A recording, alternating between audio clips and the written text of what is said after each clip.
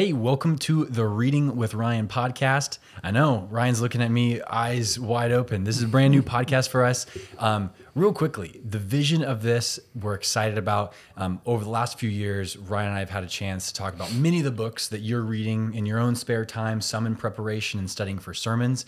And those conversations are a lot of fun. There's been a lot of learning. We're like, you know what? We should record these conversations and talk about this with a broader audience. So the vision starting now and then into the next 12 books we'll cover is this book. If you're listening to this, you didn't have a long leeway to go and get the book. But from here on out, the first of the month, if you subscribe to the True Hope Weekly, you will get a little blurb that says, hey, this is the book that Ryan and Sean are going through. And then the last week of the month, and that Thursday, then that email will have then the video or the podcast link to listen to the conversation. So if you want to follow along, great. You just want to listen to the podcast, totally fine as well. But we're really, really looking forward to going through these books. Yeah, and to give people just kind of like a target, it's going to be a combination of church things, church leadership things, general Christian devotion, discipleship, general maybe even some general leadership, Christian leadership stuff. It's not exclusively Christian leadership. I enjoy some of that stuff, but my palette is not just Christian leadership. But I think if you're a business leader in the church, member of the church, following us along the learning journey, it'll be applicable. But like examples, I guess have we shared it all? Like some teasers? We haven't. So give us the January's book. Yeah. So we're going to do AI and the Future. Yep. By John Lennox. John Lennox is a mathematician at Oxford over in England. And I've been to Oxford, by the way, one of my favorite places I've visited. And he's one of my favorite, just like a brilliant teddy bear of a man. Older I think gentleman. You said you wish like he was your grandfather. Yeah, he's just awesome. He does a lot of debates. He's debated a lot of prominent biologists, atheists, even conversations even recently with like Jordan B. Peterson. Yeah. And he's just thoroughly Christian and thoroughly a great witness. And every chance he gets, he points to Jesus. But he's a brilliant mathematician. He's a great debater. So anyway, he has a book called AI in the Future, which I think is going to be a great read. I've not read that at all, so I know you're diving into it, and it's kind of like a little bit of a... I have to get a head start. I mean, you'll catch up to me so quick. Yeah, and some of the books too, I'm in a book club with a bunch of pastors, also Dr. Jerry Sitzer. Some of those books will funnel into this space that we think are applicable for the audience that we're shooting for. And then other ones are, books that Sean and I have been talking about or that we really felt have been impactful in our journey. And yeah, this is new for me. I've never done this. Looking forward to it. It's going to be great. This is going to be good. Well, sweet. Well, let's introduce our first book. Yeah, show them. So the first book, this bright yellow book, if you're looking at the video, is called The Great Dechurching. Is that even a word in the dictionary, or is this a made-up word? No, it's a made-up word, Dechurching. The Great Dechurching, written by primarily, I think, Jim Davis, but he wrote it in concert with who? Michael Graham and Ryan Berg. Ryan Berg has a book called The Nuns. He's a social scientist, and I believe he's a pastor. He may have no longer be a pastor, but he was, or maybe he still is. But he's a social scientist, so he does a lot of analysis of quantitative and qualitative data related to the church in America. So he's a very interesting guy to follow along and read, and he's got other books as well. I follow him on social, and he just basically fills my feed with graphs about data and questions and interviews that people have asked Americans about faith, religion, church. So if you're a pastor and you happen to be following along with this video, I'd suggest you follow him. Yeah. To give you a little taste of like, if you're wondering, is this book for me or not? Most books don't have a page that says table of figures, which means that there's a lot of data, which for us has been fun and gives kind of some objective truth to things that you've, I think, felt for some time as far as church attendance goes. And so if you're wondering, hey, should I be reading this book? Like, just know it is encouraging. It points to hope, but there's some data. Yeah. And this book in general is making the rounds right now. It was highly anticipated. It came out this last fall, I believe. I was very excited to learn that the pastor's book club I'm involved in with Dr. Jerry Sitzer was going to read it. I believe we did in October. Maybe it was November. I'm not quite sure. But also the Northwest Ministry Network of the Assemblies of God, of which our church is a partner, they also just recently came out and recommended and encouraged pastors to read this book. So I do want to say if you're like, well, I'm not a pastor, does this matter for me? Well, you're not one, and you have loved this book. I've really enjoyed it. If you care about the church at all, and you're curious at all about what's happening in culture and a way to move forward in a rapidly deconstructing, dechurching, potentially, I think, increasingly post-Christian America, this book is so helpful and challenging, and a great read. So, yeah. There we go. Boom. Well, let's hop in. The flow and rhythm of these episodes will be about what stood out to us. And so in some books, there's going to be a lot, and some there's a little. In this one, I have a ton of things that we can chat about. I'm super excited to get your take on and just discuss further. And we'll just see where we go. So the first point that I want to talk about is just why in general people have stopped attending church. And I think this is fascinating because you may have your own ideas. The sample size of this study was actually fairly large, couple thousand people. So it's a good pulse on why people aren't coming.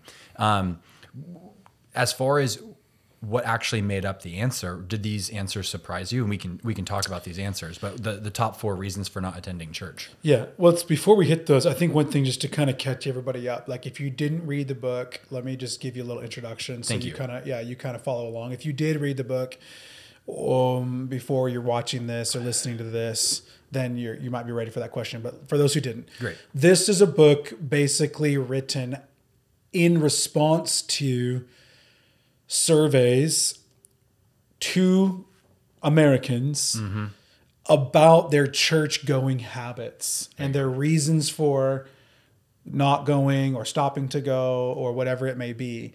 And in order to identify who the dechurched were, obviously they engaged in a survey and people responded, but then they utilized machine learning to help them kind of avatar the primary segmentations of that pooling of data. So if you're to take any sort of survey and you're to survey 10,000 people, that's the way this all works. It's like exit polls, right? Like they don't actually ask everybody who you're voting for. They ask a segment of society who they're voting for. Then they extrapolate that. Sorry, politics, election, right? Yeah. So anytime you're doing social science research, you're finding a substrat of polling audience that you can extrapolate then a larger frame of understanding. Well, to do that extrapolation, they used machine learning. They used AI. Right. Interestingly, and we'll read a book and talk about the AI conundrum, its blessings and its curses next month. But what it showed was 6 different segments, and I'm trying to, I don't know if we have those in the notes, we can find them in the book, but show you the 6 different types of people. But after those were kind of identified, then I believe, we get into each one of those segments. There was a common theme for why people stopped attending church. And so this is kind of where Sean asked this first question. Why is it that people are stopping their attendance? And I think before we answer this and kind of go into what the book says about it, I want to start also by giving more background. And I mentioned this at the end of our Genesis podcast, but dechurching is not the same thing as deconstructing. Right. Surprisingly, one of the takeaways from this book is that a lot of those who have dechurched actually have not deconstructed. And one of the takeaways there is that they've stopped belonging to a physically represented body of believers, but they still generally believe Orthodox Christian doctrine and confession. I think the numbers were something like 65% still believe in the deity of Jesus Christ. Yeah. Something like that. So like a relatively high, surprising Orthodox confession of belief. And then their behavior still has Christian traces of moral, frame to it. But the big phenomena is that there's a lot of churchless Christians in America. Yeah. And I think 40 million, correct? Isn't that the number? 40 million. I'm trying to remember over how many decades it was taken, but that 20 million of the 40 million was totally planning on coming back. Right? Yep. Okay, so let's get into the reasons. Yeah. So reason number 1, friends were not attending church. So mostly a social reason. Yep, right? social for sure. Attending was inconvenient.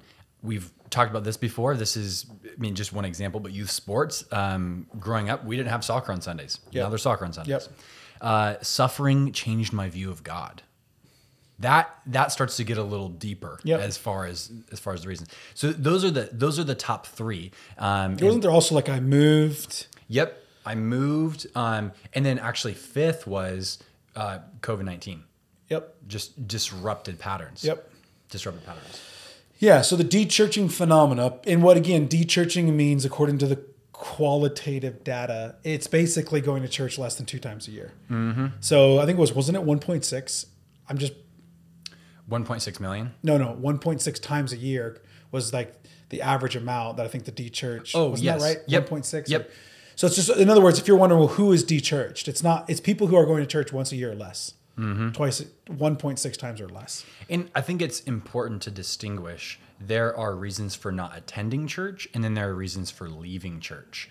And that is also captured here just within the first few chapters. Mm-hmm. And so what this draws in on, and we'll get into these subgroups of the dechurched, is you have the casually dechurched, and then the dechurched casualties. Yep. So there are some people who it just simply has worked itself out of their schedule. Yep. And then there's other people who have made a more proactive, intentional decision. I'm intentionally leaving the church because of blank. Yep. Versus I ended up leaving the church because life got busy. COVID-19 was disruptive. Yep. We moved. I got a job transfer. My friends stopped going. I just fell out of the habit. Correct. So you have people who fell out of the habit and people who, because of hurt or angst or disagreement, whether it be politically, socially, sexually, which is a huge factor. Yep. I've chosen to stop participating in regular church engagement. Yeah. And just immediately hits you off the page, and this was in the first few chapters, is 100% of the dechurch mainline evangelicals are actively willing to return. So upon initial read, you hear this and you're like, oh my gosh, these are some huge numbers. The story they paint is over the last few major revivals, there's all these people who came to know Jesus, and they're like, the amount of people who have left the church over the last 10 years completely wipes out all the progress that was made over the last 60 years. Wow. And so immediately you're like, wow, that's really unfortunate. But the key thing there is, to the point you initially made, is there's a large group of people who are actively willing to come back. And we're gonna come back to this a few times on the podcast, but that's one of the pieces of hope that the book paints. Yeah, I think one of my takeaways, the early part of it, was it looks really grim, yet it feels a little bit to me as a pastor like more often than not, people have become the unfortunate casualty of the God of our age and like unhealthy cultures. So whether it's pastors or churches or communities of people, where there's been hurt, lack of clarity, whether they've overemphasized truth without grace, or they've overemphasized grace without truth, that's caused casualties to occur, and then people disassociate from the church. But the other massive one, which is what we read, reasons like my friends don't go anymore, it's not very inconvenient, I'd rather have something else I do on Sunday mornings. Suffering changed my view of God. That is a little bit more robust. But a lot of the reasonings feel like the culture we live in today is not Christian anymore. Right. It's post-Christian. Yeah. And in a post-Christian culture, you actually have to really value participating in the church, or else the culture will just pull you away from it. In other words, one pastor I know who says this, he says, Sunday morning worship engagement is a Saturday night decision. Right. It's not a Sunday morning decision. It's not well, everything worked out today. No one yelled and the kids got dressed fast and it was convenient. I didn't sleep in. I guess we'll go to church. If you treat Sunday morning participation with the body of Christ believers in a local church expression and gathering as something you'll do if it's convenient, everything is working against you. You will stop doing it. You know, it's not unlike a bunch of other areas of life that we know we have to prioritize and discipline ourselves towards, or we'll never do it. The gym, even when it injures you, sorry, TMI, or whatever it is, like dating your spouse, having a family Sabbath. Yeah. Go down the list. If you don't, budgeting, if you don't tell your money where to go, if you don't tell your time where to go, if you don't tell your priorities, these are what I care about the most and my decisions will reflect it, you will find yourself slowly drifting away from the church. Why? Because the culture in America, in the West, is more secular than ever. Does that make sense? Yep. And you use the example. We've got, no one is scheduling around Sunday morning time slots anymore. It's game for anything. Right. So anyway, to me, the book shows us that the drift is happening because of tectonic cultural changes. But the drift is also happening because there are a specific segment of people who are specifically hurt or have an axe to grind against the church, whether it's they've bought into a particular view and definition of sexuality, they've bought into a particular view of political engagement, they've bought into a particular view of some other subset of cultural expression, and that's put them at odds with the way their church has taken a position on the said same subject. Yep. So they've pulled away in hurt, frustration, or protest. It's both of those that have happened a lot. Exactly why COVID-19 was an accelerant to what was already occurring, which is a draining away of church becoming a prioritized value for people in America. It's even less so because you got 6 months where you're like, oh, I didn't have that in my life. And it turns out I'd like to do other things with my money and my time on Sunday morning. And it turns out, and so anyway, I won't rob thunder from towards the end, but there's some potential problems with this, but it's definitely what's happening. Yeah. So those are some of the stats. That's kind of high level, help you get a definition of what dechurching is, how someone might get there. There are some misconceptions around dechurching, which is what I want to get into next. Fascinating. And one of them, you asked me and you said, Sean, do you think people are primarily dechurching who are hyper educated or low educated? And in my thinking, I think university, tends to be liberal. I'm like, oh, it's that side, hands down. It definitely is. And what does the book say? Yeah, it's actually the undereducated. It's the opposite. Yeah. This is just interesting. And so one of the points here, as they start to get into what are the socioeconomic factors of this, is you think about people felt it this year, cost of living has gone up and groceries cost more. And so you get a young single mom who has to make ends meet, and she's going to have to get hours, and she's working 3 jobs. Even a family dual income. Correct. Both husband and wife working in so many scenarios is almost the default of our culture. Yep. It's very rare. And anyone who's listening to this, who's like, what? Like, I've grown up in a home or a family or in my current situation where it's always been one person working and the other person's homemaking. Like, yep, that's not the emerging generation's reality at all. And dual income is the norm, not the exception any longer in homes. And then, of course, yes, you do have also single parenting, which is the story told in the book. Yeah, which is also more common, more of that than ever before, as the breakdown of the family due to divorce and those factors cause significant havoc on this. So prioritizing church participation and engagement becomes difficult when the family's destabilized, finances are destabilized. So interestingly, then the opposite social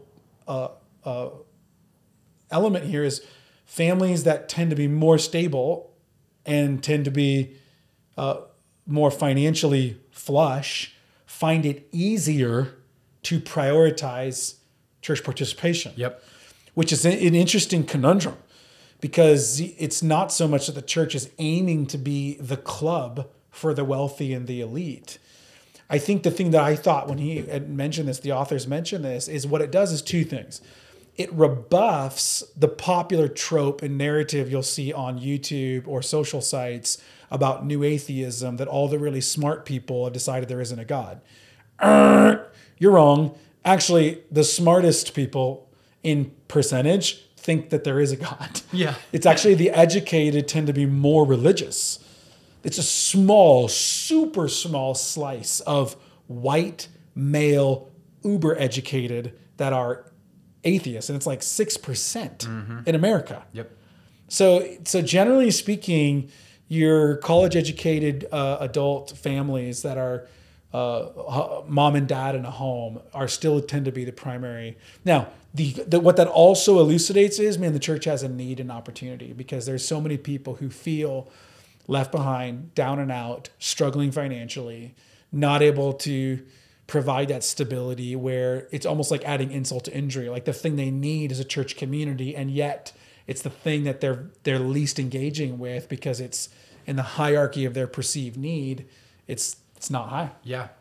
And something else to be aware of, and this is what hit me, is do church congregations target the American playbook? And what I mean by that is what the picture they paint is, did you go to college? Then after college, did you get married? And then you waited 3 to 4 years, and then you had some kids and you got the job and you built the career, and boom, everything's going great. Yeah. And there's nothing wrong with that. Yeah. However, just having a gospel saturated heart in thinking compassionately, there are those on the fringe who aren't necessarily going to potentially walk inside a church door because they don't have the means from a life affordability to do that. And so I think that part, it's not a critique, it's just awareness. Yeah. Yeah, it's such a hard one. It's like chicken and egg a little bit for me, because it's kind of like there are stabilizing benefits to living life God's way. Right. So I'm just gonna I'm not trying to be the devil's advocate. Yeah. But I do want to talk about this because I want to provide kind of a robust reflection point on this particular little nugget. If you save sex for marriage, oh no, purity culture, here I come. If you work with your heart, mind, and hands in a faithful and diligent way, might that produce fruit for you? Totally. So it's like, it's not that should, like you said, that's wrong or that should be penalized. And that's an interesting way to look at this data. It's like, man, like, which one of those came first? Were you a churchgoer because you happened to get lucky and do all those things? Or have you been a churchgoer your whole life and you've chosen to live your life God's way? And so you have experienced some of those blessings of stability. Yeah. And giving yourself to the ways of God, the ways of Scripture on what it looks like to embrace work and calling and family and sex and marriage and recreation and finance. Yeah. It's a little interesting question. It is interesting. It doesn't change the missional compassion landscape point, which is there are a lot of people that find church hard to incorporate into their life because there's social, financial stability, relational issues, family issues that are precluding that from being an easy next step. But it's not to say that the church should feel shame over the fact that the people who because here's the other thing, this wasn't in the book, but maybe you've heard some of these statistics, and I could try to find it, and we could it's where, like, if you start reading the Bible more than 4 days a week, there's like this, like they did some study, it's like this marked emotional, relational, like it's like a super benefit to your life. And it's like another same thing, like quick chicken and egg question. It's like did you read the Bible and that's what it produced in your life, or did you have that there for you? Like, that's the tension with these types of things. But when we give ourselves to God's ways, doesn't mean it always goes perfect, but it would make sense that we prioritize what He calls us to prioritize, and it actually works. Yeah. I mean, Job would like a word. I know there's suffering and there's there's exceptions to every rule, but just interesting note. Yeah, and it also just shows you that before the, quote, American playbook or American dream, there is actually a playbook of life flourishing called the Bible that maybe some guys took and rebranded, and I think that's kind of the irony is, man, I mean, there's a reason why we read Scripture, because it's full of life application and wisdom. Totally. So what else stood out to you? So we've covered, like, kind of the background of the book, reasons people have stopped attending, a misnomer that it's the highly educated who are leaving the church when it's actually not. What else stood out to you, Sean? Yeah, so I want to talk about the 3 B's. And, this is written by pastors, so of course there's alliteration. But belief, belonging, and behavior. And so these 3 B's are essential, but there's something that happens when you only get 2 out of the 3. And so this is right from the book. So if we claim we believe and behave, but we don't belong, then we become a lone ranger. And I think we've experienced this. You said this at the beginning of the podcast, that there are these Christians out there that you meet, and you're like, amazing people, confess the name of Jesus, and their actions line up, but where do you worship? Oh, I don't right now. And so, like, Christianity isn't a solo sport. And so this is just one lane I think we have to be aware of. Next is if you claim to belong and behave, but you don't hold the fundamental beliefs, then you don't actually belong to the faith, which is one of our core tenets here at True Hope, is a vast and deep, rich understanding of the Bible, and what does it actually mean to be a Christian. And thirdly, what happens when you don't behave and there's just the belonging? Well, that basically just turns into a social club. And so we've seen this as well in large churches who have risen and fallen. And so these three B's made a lot of sense to me. It's kind of like a Venn diagram. Yes. Of sorts. Like, I think the author's contention was we need to be building communities that do all three of these things. People believe confession, the confessed faith that's been delivered once and for all to the saints from the apostles, from Christ. We need to behave. In other words, we need to be living in a way that is looking like we're Christian, that we believe something that actually translates to our behaviors. But we also need to place a people to belong to, and that we need all three of these. And if you take one of them out, like you mentioned, and you just go with two, you'll get a particular distortion. Yep. You'll get the Lone Ranger Christian who believes and behaves. They're like, yeah, I'm a Christian, but I haven't got no church. And I would just say, from a biblical imagination perspective, there's no category for that. Right. There's just no category for a churchless Christian. It just doesn't even. So like it doesn't even exist. So you're out there on your own. But likewise, if you have a place where people believe the tenets of the faith and they have high belonging, but they don't have Christian behavior, yeah, you have a very insider social club. I know the right answers. These are my friends, but we're not living in a potent way that actually is bringing flourishing to the world and to ourselves. And then obviously the other option would be we belong and we behave. So there's some level of connection and some level of moral code, but this would be my opinion of a lot of progressive Christianity. They've basically stripped the confessional beliefs of Christian teaching. Left it to free thinking. Yeah, and so as long as we're acting in love and as long as we're in community, we're fine. But there's no dogmatic, like, these are the claims that we must hold on to. So it's basically a lack of rootedness. And the danger of that type of community is I don't think it will last over time. I think it will have a lot of shiny moments in the particular culture and age it's in, but it will not endure. So if you have belonging and behavior, you won't endure. If you have belief and belonging, you'll be an elite religious social club. If you have belief and behavior, you'll be a Lone Ranger Christian, of which the scriptures have no category for you. The only faithful answer in every age is to embrace these three. There are things we must believe.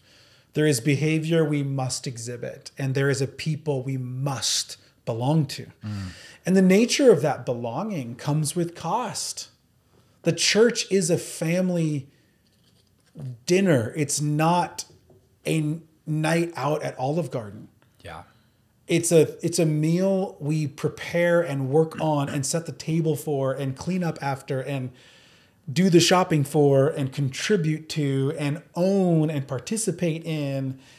It's not something we go to, sit down and complain and have little buy-in and not engaged and then critique it. And then when it doesn't go the way we want, say we're never going back to that restaurant again.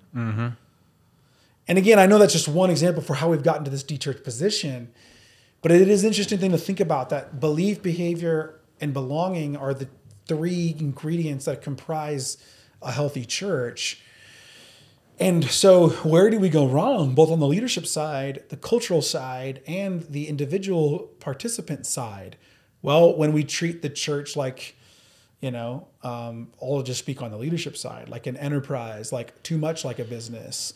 We treat it like goods and services in a market share analysis where we could find a niche product and be successful. That kind of thinking while there are elements of, I think, common grace business thinking that can be beneficial to the church, reductionistically approaching the church that way as a pastor or leader will hurt. But I also think it's true on the individual congregant participant side. If you think that way about the church, it'll also hurt because you'll think, well, I came, I saw, I liked or didn't like, and I'll decide where I patron myself further. This is super unhealthy. Mm-hmm. And then that's just one factor. Then you just throw in the culture at large where it's like, I don't go as often. That's where I'd use the analogy of church as a gym. It's a place you have a membership at. It's a place that like you vaguely have a recollection of what it smells like when you walk in. But the truth is you have a lot of shame because you don't go enough. And you kind of go through spurts and fits and starts where you get into it, but then you don't sustain. But the truth is it's not adding a lot of value to your life because you don't participate in it enough. And the reasons for that are because the drive's too far. And the reasons for that is because our schedule's too busy. And the reasons for that is because whatever. Like, that's ailing us. And then our liberal, and I mean that in the non-political sense, our liberal society that has espoused liberty as its preeminent value and values moving up the social, economic, relational influence ladder. We will move from Spokane to Manhattan.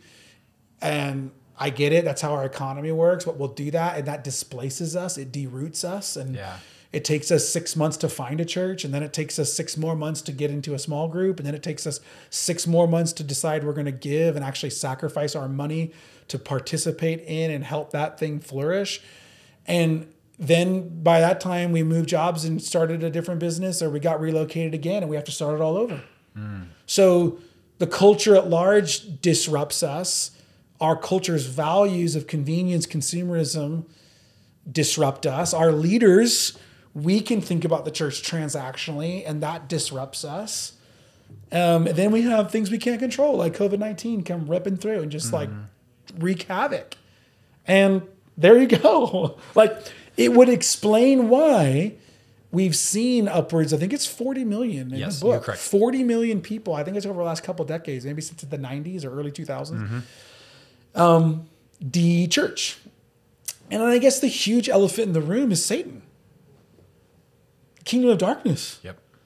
Like, absolutely, if Jesus said, I will build my church and the gates of hell will not prevail, that gives you strong indication that the enemy is coming against. Though Jesus promises the church will not fail, we're definitely in a season and time where it's challenging. Yeah.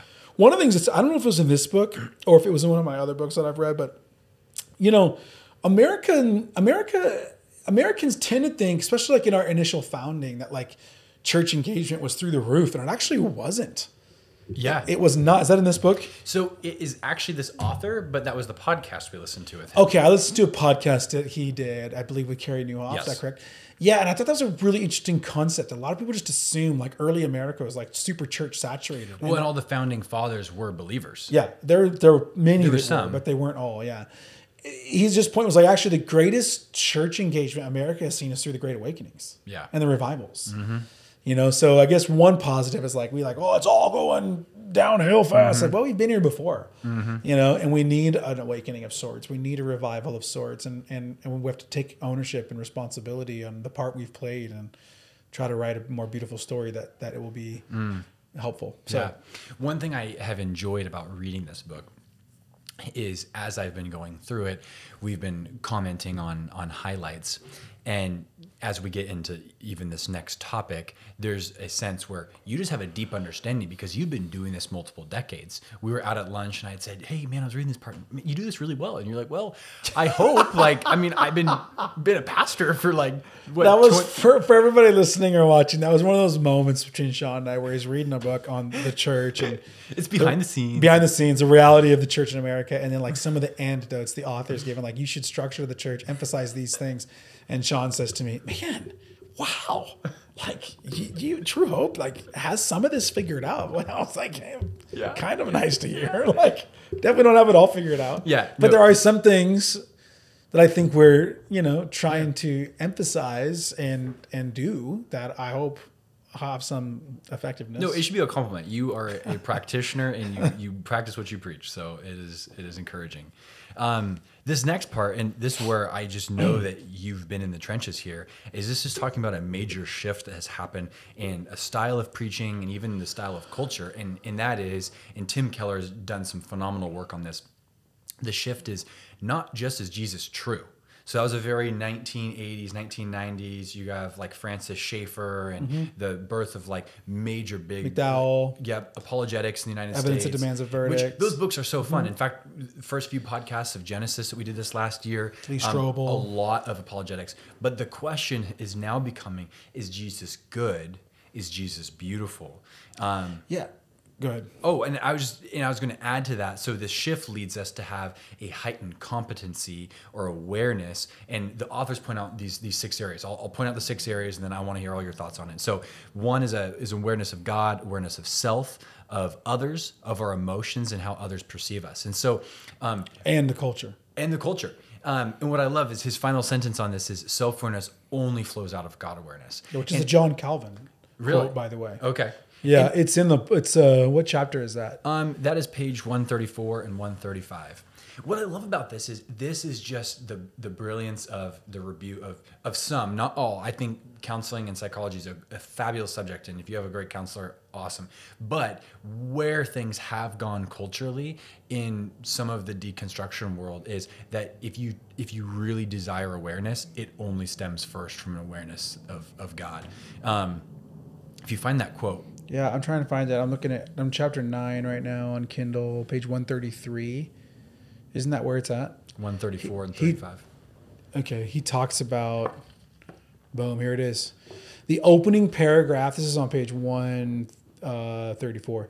The opening paragraph of John Calvin's Institutes of the Christian Religions, this was his most famous work, begins with this profound insight. Quote, nearly all the wisdom we possess, that is to say, true and sound wisdom, consists of 2 parts, the knowledge of God and of ourselves. So here's, this is great. Proper theology is the only way to have healthy anthropology. Anthropology is a study of humanity. The only way to have a good view of ourselves is to have a right view of God. Yeah. This is why I think theology is so important. And this is also why I think inadvertently, I agree with this assessment of the culture, but I would take an application of it that I think is going to be surprising. Love it. Okay, so here's what this is saying. No, here's what is commonly heard. People aren't asking modernity's question anymore. Modernity meaning modernism as a cultural framework that is very rationalistic, logical, linear. We're experiencing increasing, though we're on the waning cultural phenomena of modernism, we're on the ascending cultural phenomena of postmodernism. Postmodernism is nonlinear, it's feelings oriented, it's not propositional, it's not logical, it's story, narrative, feelings driven. Modernity, especially the peak of modernity being the Renaissance, the Enlightenment, technological, industrial revolution, science, right? We've mastered all the particulars of our environment. That led to a way of approaching faith or defending faith that was very logical, linear, propositional. Is this true? Evidence that demands a verdict. And I think there's value to that. So here's the irony. Here's the irony of this. The author says, and I think this is true, and Tim Keller's talked about this as well, people are not asking so much, is Jesus true? They're asking, is Jesus good and beautiful? But the interesting thing about that is this: the only way to genuinely experience the good and the beautiful is to plumb the depths of the true. Right. So it's not that apologetics or defense of faith or logical rationality is not vogue. It's that it's not the initial key that unlocks the heart and the attention of the current generation. Does that make sense? Yeah. So, because I would say, ironically, I teach and lead a church with an emphasis on the true. But I think the thing is, if you show people that the true is what defines the good and the beautiful, you're nailing it. Because as John Calvin said, you cannot, where was that? Where did I, page 134, man, this is the problem with having an iPad as your book. Here we go. You cannot know what is true about yourself or good about yourself unless you start with what is true about God. All the wisdom we possess, that is to say true and sound, consists of two parts, the knowledge of God, the knowledge of ourselves. You do not know you as you could if you more fully knew God.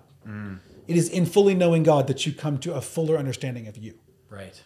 So anyways, yes, the culture is less interested initially in propositional, linear, logical rationale, but they want to know, is this beautiful?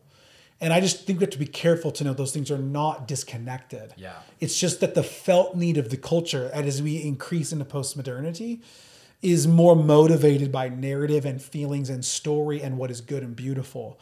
And here's the deal though, back to the 3 B's. If your life is driven by what you feel is good and beautiful, but it's actually not undergirded by the foundation of what is true, then it doesn't endure. So we catch people's attention, we share the gospel evangelistically, often starting with the good and the beautiful. As long as we've done our homework to fully plumb that the good and the beautiful traces back to the genuinely true, which is Christ. Yeah. Does that make sense? Gosh, that's good. Does that work for you? Really? I just want to make that point because it's why, to me, someone could argue and say, Ryan, if the culture is asking the question of what's good and beautiful, stop preaching through the Bible. Right. Just preach anecdote, preach story, preach testimonies, preach cool illustrations. Right. Help us leave feeling like that was beautiful. And I'm like, that is what the culture wants to listen to. And I think there's wisdom in recognizing that as a key. But if I don't take what is good and beautiful and have it directly connected to also that which is true, it will not last in your life. Yeah. That's the problem. That's the problem with our age is they are obsessed with the beautiful. Who gets to define the beautiful? Does that make sense? Yeah, it does make sense. It does make sense. I'm a bit of like a deer in the headlights right now because I think what's fun is this book is just full of data, right? But it's also not full of application. And so as the pastors, because Jim Davis is a pastor, he definitely gives his take on what he thinks we should do. Yeah. I just love hearing your take on the data and all those perspectives. And that just, that rings true. Well, I think the thing is this, because here's the other argument, okay? How do I say this in a way that's not misperceived? I could be a pastor who wants to preach through books of the Bible and be dodgy and stodgy about it and be very ineffective in doing it.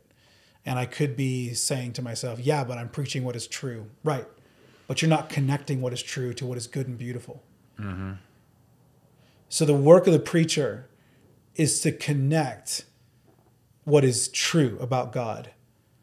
Because what is true about God is what is most genuinely beautiful. And we need to be able to see it as such. Yeah.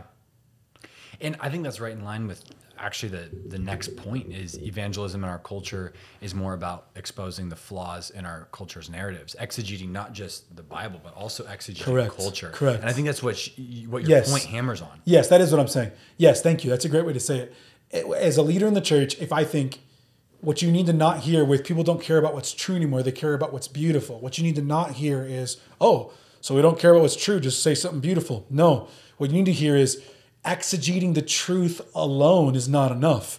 You have to exegete the culture's counter-narrative. Yep. Which the culture's counter-narrative is saying this: you get to make your own fate. You decide your own identity. You build your own brand of success and value and meaning and purpose. But people are buckling under the failure of giving themselves wholly to that project because they realize after a certain amount of time that it's vapid and it's vapor. That, for a season, this is what I thought was beautiful, but now I think it's something else. Yeah. They need an anchor to something enduring. Right. And so the church has such an opportunity to connect the enduring and true, ancient of days, God himself to what every human heart seeks in every generation and era, which is to be in awe of the genuinely beautiful and good. We just dumb it down and make counterfeits. Yep. We worship sex or freedom or autonomy or whatever. We worship the creation and not the creator. That's the theological problem. So we've got to, in the church, help people see that the most beautiful thing humanity can genuinely behold is God. Yeah, that's good. And you were made to drench yourself in beholding that beauty. And that story, the story of your life that's the most beautiful and good, is a story that's true. Yeah. It's the story that God has come to his creation as creation, even though he's creator and separate from the creation in the person of Jesus Christ, which you remember every Christmas, in order to lead us out of sin and death and into a final renewed and restored personal self and entire cosmos. Okay, pause. You just did something right there that we're going to talk about, but I didn't even know you were going to say that, but we have to pause. So what you just did was the very thing that even this section that Tim Keller's talking about is suggesting, which is persuading a better story. So there's 4 parts. There's 4 chapters to this better story. Part 1 is creation. Part 2 is fall. Part 3 is redemption. And part 4 is consummation. You just did that. You just a vision of Christ coming down, leading us in a better way for personal renewal and also world renewal.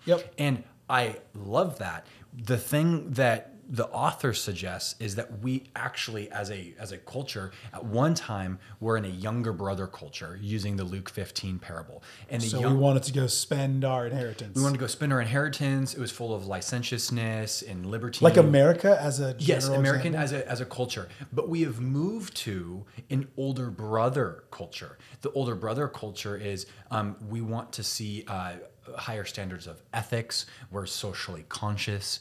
And so that older brother mentality takes us to a place that is actually what is looking for the good and beautiful. And so what's missing is we actually, rather than preaching a 2-part gospel, which is fall and redemption, that worked, say, 1980s, we have to share the full gospel, all 4 chapters. And that's exactly what you just did.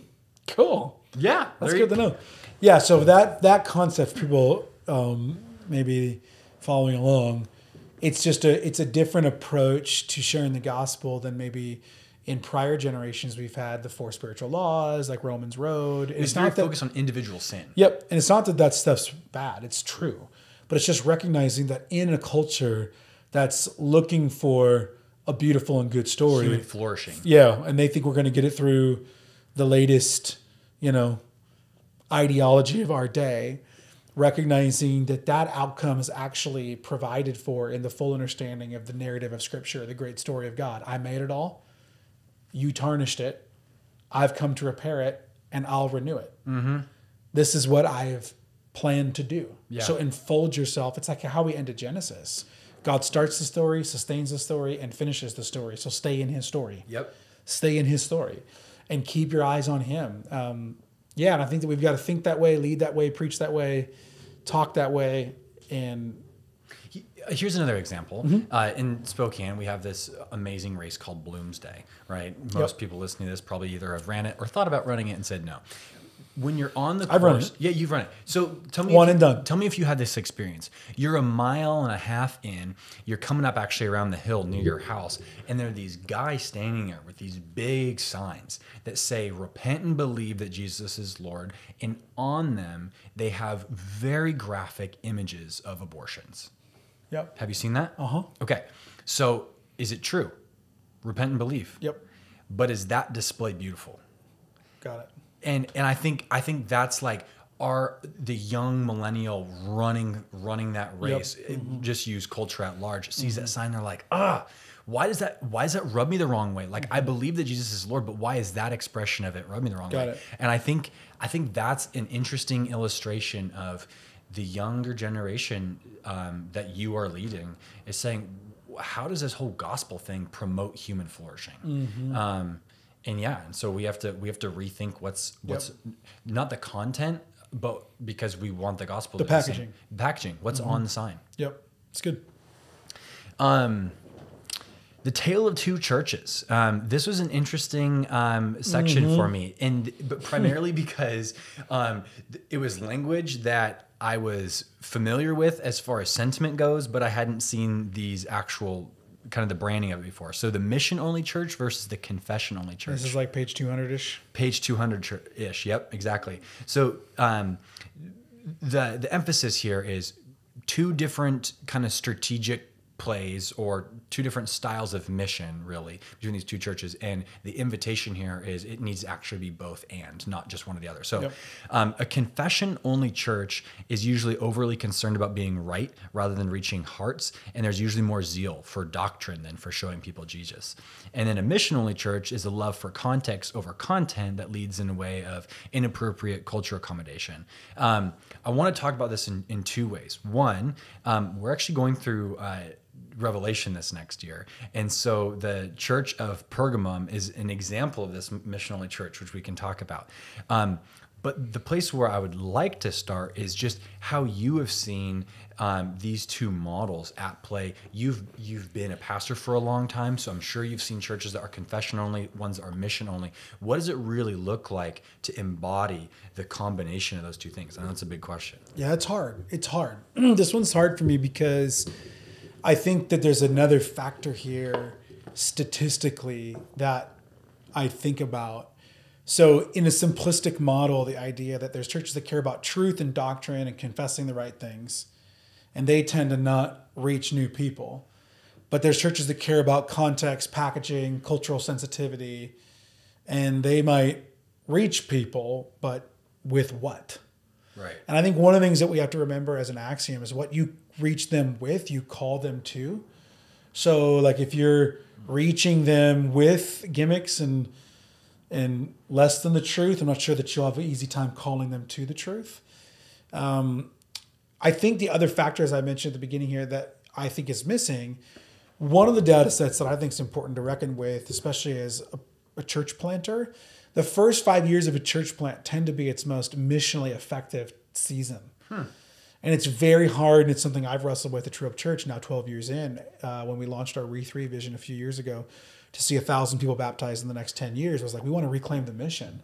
Because now that we have hundreds of people that participate here and worship here and have found their way back to God here, it's easy to turn a lot of your attention to let's just be about community, believe in the right things, and our beliefs, instead of people that don't yet have these beliefs and don't yet have a community to belong to and don't yet know how to behave and order their life. The word behave I hate, but it means order your life according to the moral standards of God, which is good and beautiful, by the way. Yeah. See what I did there?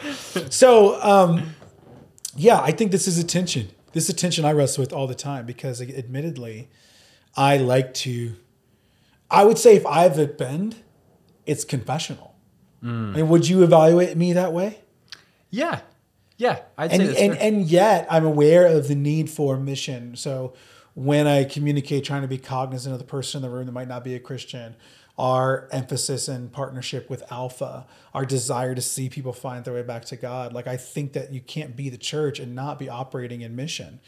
I think one of the challenges is this, and this is where probably some of my takes are a little bit different. I don't know, Jim Davis. I enjoyed the book. There were parts of his applications I thought he was on in its general target, but I'd probably express it a little bit differently. And I'm not saying I'm right or he's right. Who knows? We're different leaders with different callings and in different contexts. But to me, I think the church suffers more today because she's been missional without confessional. This goes back to what I think about the true, good, and beautiful. I think the unfortunate consequence of hearing people don't care about what's true anymore, they care about what is beautiful and good, is potentially a giant mistake if you don't put that in the proper sequencing. The good and the beautiful is the key. The actual sustainability of that key opening a door someone won't turn and walk out of 5 years later is if it's connected to truth or not. Good and beautiful is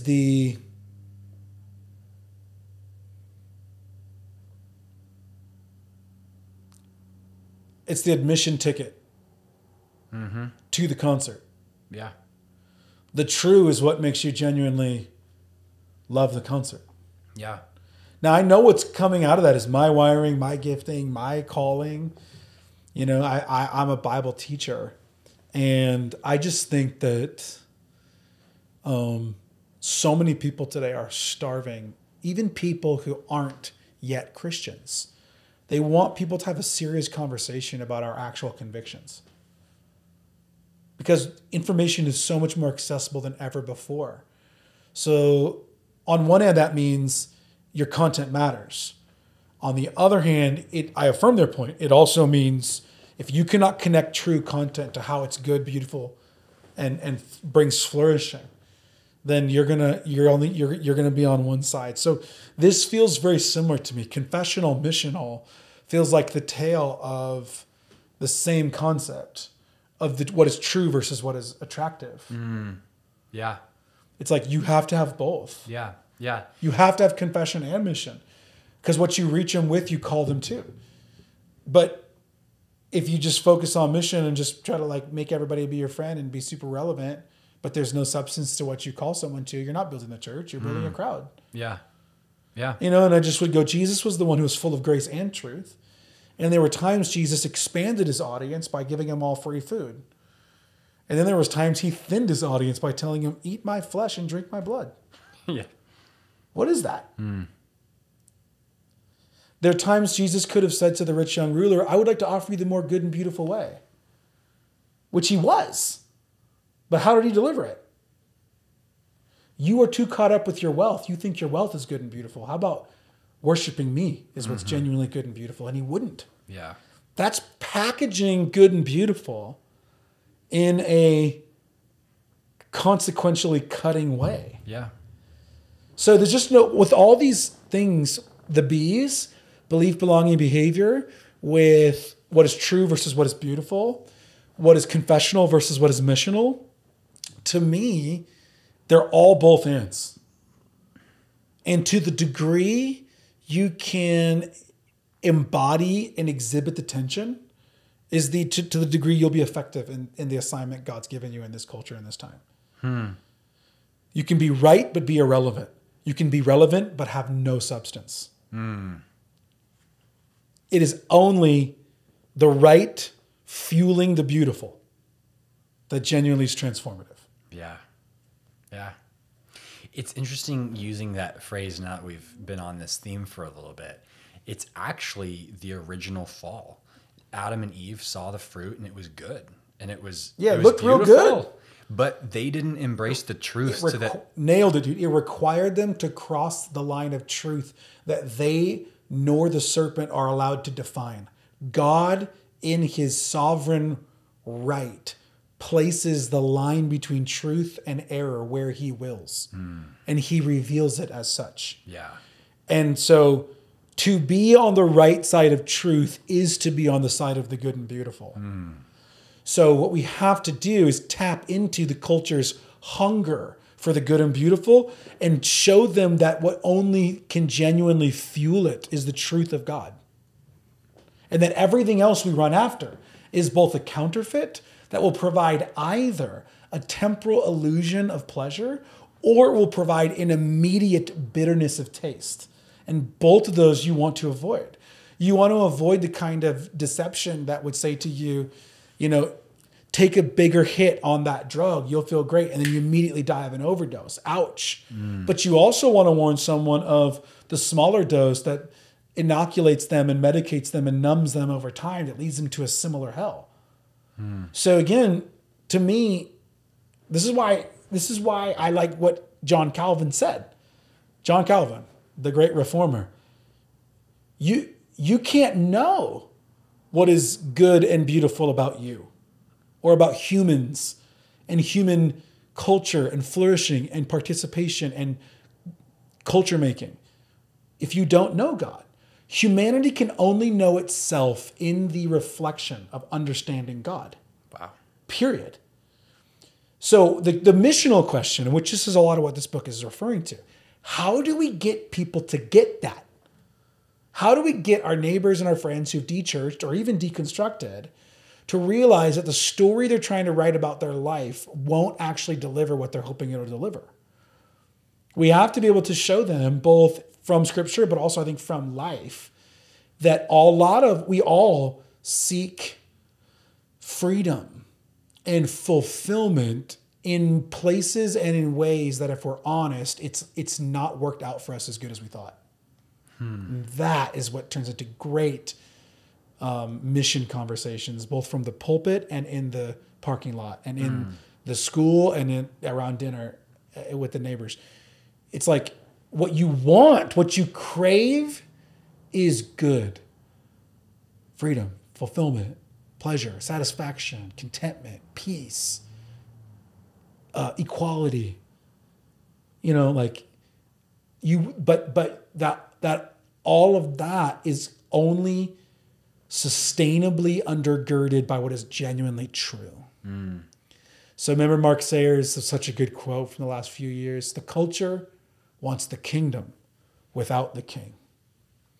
So part of then being wise in a culture that's dechurching is to winsomely, compassionately, and courageously show them that the only way to get the kingdom you crave is to behold the king who is genuinely true.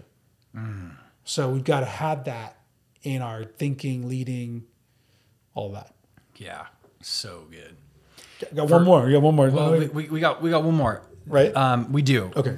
The question that was really on my mind Yes, go ahead. is you, some people know this about you, some people don't. Optimism is probably not your first thought in the morning. I don't know what adjective you want to use. Depressed. But you come to life with a more melancholy perspective than maybe Mr. Joy over here. If Yeah, and there might be people who are keen enough to pick that up from me, but there are a lot of people that mistake my extroversion capabilities on a platform to assume that I'm like a, Skittles and Rainbows guy. Yeah. But my default does tend to be a little bit more critical, a little bit more suspicious, a little bit more. So that's, I think, why this question bears much weight. And it is, from reading this, what gives you the most hope about the 40 million people out there that are in this de-church category? I had like a thread of thought that just slapped my mind that I'm trying to decide if I want to pull on it. I'll pull on it.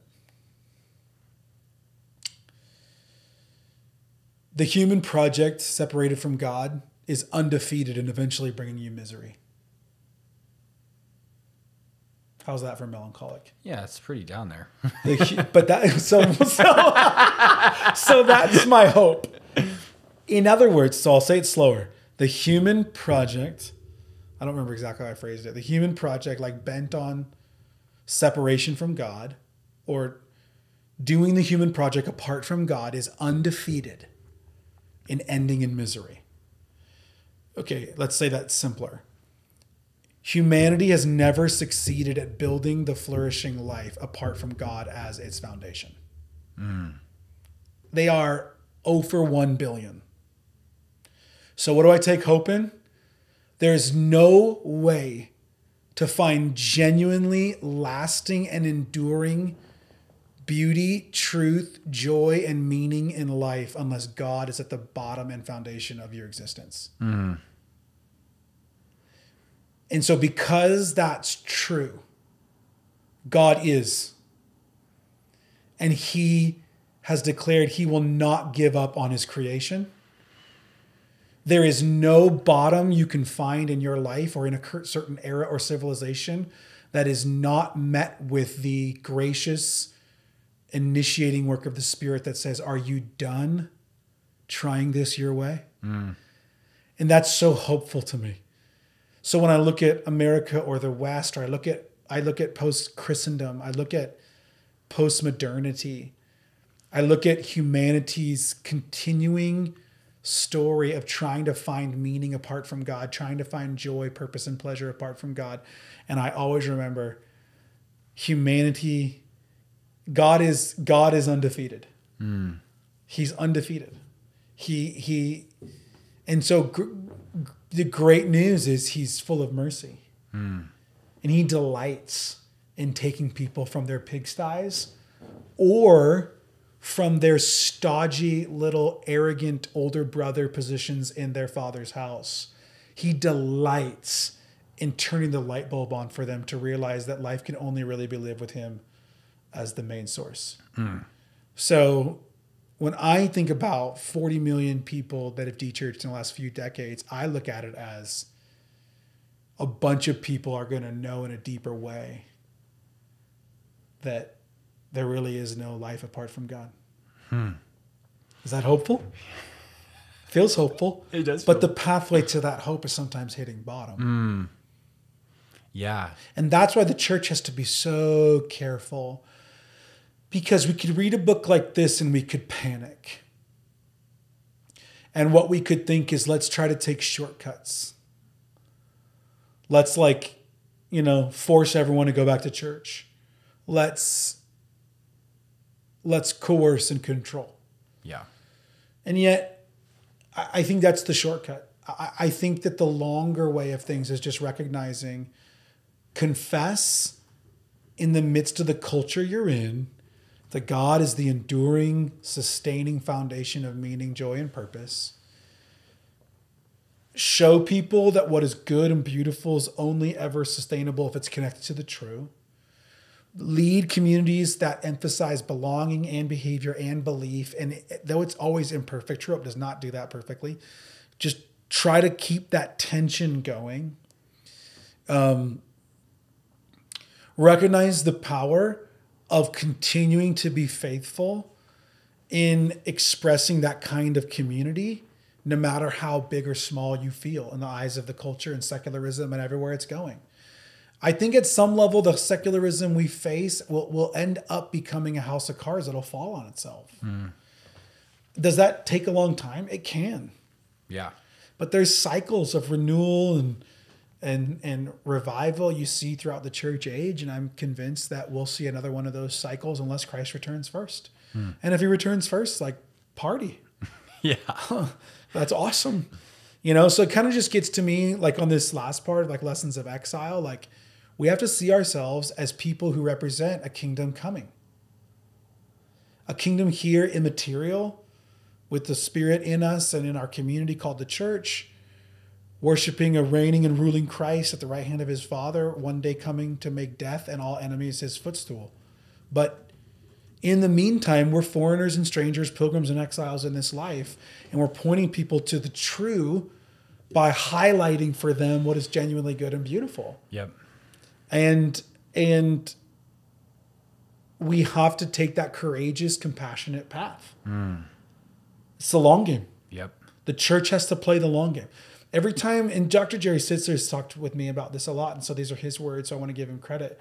He just says, every time the church plays the short game, we compromise. Yeah. When we play the short game of quick power, quick wins, get everybody back, we either reach for the lever of empire or we reach some other lever of compromise. So we compromise with power or we compromise with accommodation to culture. We just say, yeah, actually, I just saw in the news this morning, and it was a kind of a big hullabaloo, but the news came out, even our local news came out and said that Pope Francis gave permission for Catholic priests to bless same-sex marriages. And it's a little bit more complicated than that. He actually wrote a long reflection that appears like it may not have said exactly that, but the way that news outlets took it was the Catholic Church is now going to bless same-sex unions. And there's a whole firestorm happening in the Catholic Church over that right now. And again, that's my point. When the church feels like they're irrelevant, they reach for compromise. They try to fit into the culture. Yeah. Or when the church feels like they're irrelevant, oh no, everyone's falling away from Christianity. No one's going to church. We reach for power. We think we got to get the right president. And I am all for reflecting Christian values in our voting and our engagement with politics, because there is a temporal evil we want to restrain. Yeah. So I'm not opposed to that, but that's not an idol. That's not a long-term strategy for kingdom flourishing and advancement in our mission. That's a short-term move if you treat it as power to fix your problem, just as a capitulation of culture or capitulation of power.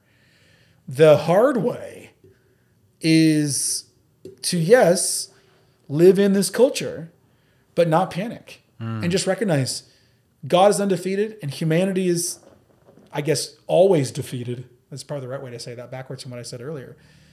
And the fact that when we try to build life, culture, civilizations, relationships, marriages, families, churches, communities, social orders, apart from God's true design, they always fail. Yeah. And in the ashes of that foolish, arrogant failure, God is merciful and will help us rebuild. So that's what gives me hope. Yeah. And I guess what also gives me hope is Christ is coming. Yeah. Amen. You know, those are probably the things that That's make good. me hopeful. You know, it's a theme that we continue to return to, not because it's just relevant, but because it's true. And that's the theme of exile. And we'll continue to visit that more, I think, through the books we're reading. But that's actually where the book ends. And I think what would be apt for us to end today. A quote that I just want to share, a thought, is that when we are most aware that the world we live in is not our home, we are the most dependent on Him who has made a home for us, who is bringing us there. And the phrase kingdom building by building people, we oftentimes think that to build a kingdom, to build a church that looks like this brick by brick, you know, big architect, but it really is, it's soul by soul. Yep. And along with that, God shook his people's earthly city to pieces so they might see their unshakable citizenship in heaven. And I just, you know, I think you get the question a lot as a pastor. So I've heard you're out at coffee and someone's like, man, do you get scared that it seems like, you know, the world's getting worse or blah, blah, blah. And I think your answer to what gives you hope, although there's a sense of a little bit of gloom, a little bit of difficulty, like that's exile. Like that's what exile looks like. And so I think that's why we take hope on it. And additionally, the author said, he goes, we're the light on the hill, not Capitol Hill. And again, such a good reminder. So where I want to land us here as we head into the Christmas season, I mean, we're in it, we're a week away from Christmas, is one of my biggest takeaways. And my biggest takeaway was become a person of invitation. And what that means is between your friends and your neighbors and family members, according to the data, it's not just this thought, it's actually what this book says. There are millions of people who are waiting for an invitation for someone to say, hey, would you want to come to our family gathering of Christmas Eve this year, which at True Hope happens to be this Saturday and Sunday at 3 and 4:30? Do that. Invite someone to come to church with you. Yeah. And I think we'll be surprised in beginning to practice that. We're not met with hostility, actually. I think we'll actually be met with a bit of surprise from people like, wow, it took you that long to invite me. Yeah. Yeah, that's super good. I think that is a great takeaway. I think one of the data points in the book, and you mentioned it early on, that was just kind of like, whoa, 100% of dechurched evangelicals. Now, there was 6 kinds of dechurched people. And they all comprised 2 to 3 million-ish people of the 20 million he was analyzing, or they were analyzing. But approximately that's 2.2 million people, I think is what the note says here on my screen. But 100% of them are actively willing to return to church. 100% of the 2.5 million that were evangelicals that dechurched. They're like, yeah, I'm planning to go back.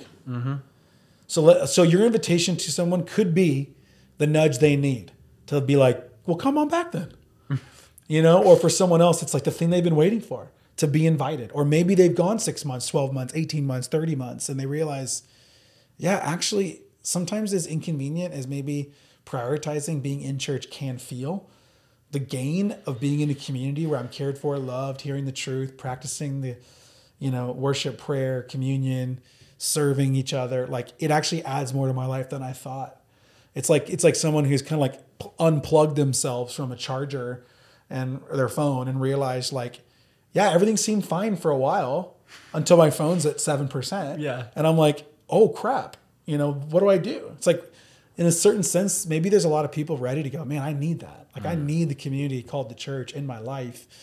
Not just because it's all three of those B's, and because it's mission and confession, and because it's an exilic community, and because it's what's true, and that's what helps us really sustain what is beautiful and good.